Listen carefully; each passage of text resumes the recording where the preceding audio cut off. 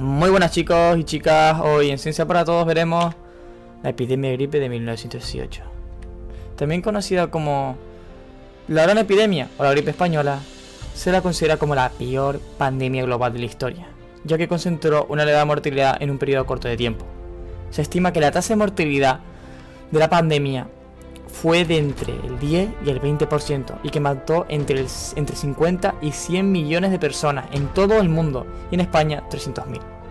A diferencia de otras epidemias de gripe que afectaban básicamente a niños y ancianos, muchas de sus víctimas fueron jóvenes y adultos saludables de entre 20 y 40 años. Y también animales como perros y gatos. La gripe se comenzó a propagar a finales de la Primera Guerra Mundial. Los medios de comunicación de los países que participaron en la guerra estaban bajo censura militar, por lo que ocultaron la pandemia. Sin embargo, España, al ser neutral, informaba en la prensa de los nuevos casos, utilizando nombres como la fiebre de los 3 días, el soldado de Nápoles o la enfermedad de moda. Daba la sensación de que España era el único país afectado. Es por eso que la enfermedad se le conoce como la gripe española. Aunque en el otoño de 1917 la enfermedad ya se había presentado en 14 campamentos militares, algunos consideran como paciente cero al cocinero Gilbert Michel del campamento de Fort Riley, en Kansas. Michel ingresó la mañana del 4 de marzo de 1918 con fiebre y dolor de cabeza a la enfermería, y unas horas más tarde ya había más de 100 casos en tratamiento, por lo que tuvieron que habilitar un hangar para atender a los pacientes.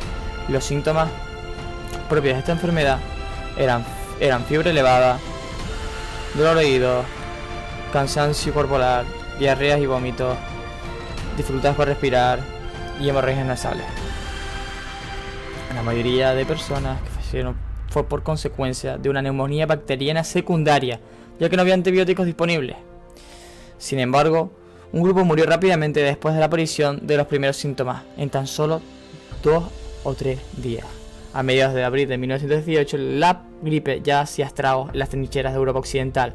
Pasó de Francia a Gran Bretaña, a Italia y llegó a España. Enfermó incluso el rey Alfonso XIII, y los periódicos españoles se hicieron eco de esa enfermedad que se propagaba de manera tan alarmante. Como se puede apreciar en este gráfico, la mayor parte de las víctimas mortales cayó en solo 13 semanas, de septiembre a mediados de diciembre de 1918, en lo que se conoce como la segunda oleada. Las personas y poblaciones más pobres sufrieron de forma especial las consecuencias de esta gripe, pero también afectó a gobernantes como al presidente de los Estados Unidos, Woodrow Wilson, al primer ministro británico Lloyd George o al Kaiser Guillermo II. Todos los periódicos del momento recogían anuncios con remedios milagrosos. Destacan los elixires, aguas medicinales, tónicos y otros remedios. Los médicos de la época recomendaban la aspirina en dosis que ahora se consideran contraproducentes, y también que fumasen, pensando que la inhalación del humo mataba a los gérmenes. Diferentes publicaciones médicas de la época intentan dar respuesta a las causas de la epidemia e informan de su avance y consecuencias. Un científico italiano, el profesor Sacon, declaraba haber aislado el germen causante de la enfermedad, pero el tiempo demostró que no era cierto. La cepa del virus causante de la gripe española, H1N1, no se descubrió hasta el año 1943 y su secuencia genética en 2005. Diariamente los periódicos españoles recogían la importancia de la educación en higiene, y con Alemania se llevaba esto a cabo, pues en escuelas y púlpitos consiguieron que el número de muertos por gripe antes de la guerra fuese el menor de toda Europa. Advirtieron además que los enfermos que no experimentaran ningún síntoma, los llamados convalecientes, pueden ser un foco de propagación de la epidemia, por lo que recomiendan mantenerlos 1 a 2 semanas más en aislamiento. El uso de máscara, como estamos viendo, de tela, se convirtió en obligatorio para todas aquellas personas que desempeñasen trabajos de atención pública. Esta medida fue una recomendación sanitaria que se hizo al resto de la población para evitar que la enfermedad se propagase con tanta facilidad.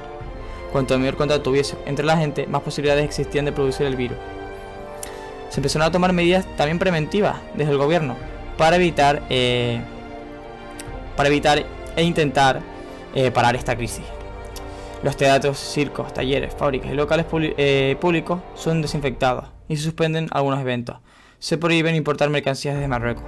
Se identifican a los forasteros que entran en las poblaciones. Se prorrogan indefinidamente las matrículas y exámenes, e incluso se da libertad a los rectores para que suspendan las clases si lo ven necesario. la tercera y última oleada fue más benigna, ya que mucha población ya estaba inmunizada, dando por controlada la pandemia la primavera de 1919 y desapareciendo. Bueno, esta es la gripe española de 1918. Espero que os haya gustado el vídeo. Y bueno, os voy a poner una serie de fuentes que fue las que más me ayudaron, que son wikipedia.org, elconfidencial.com, vacunas.org, lasvanguardias.es, lavozdelsuer.es, moncloa.com.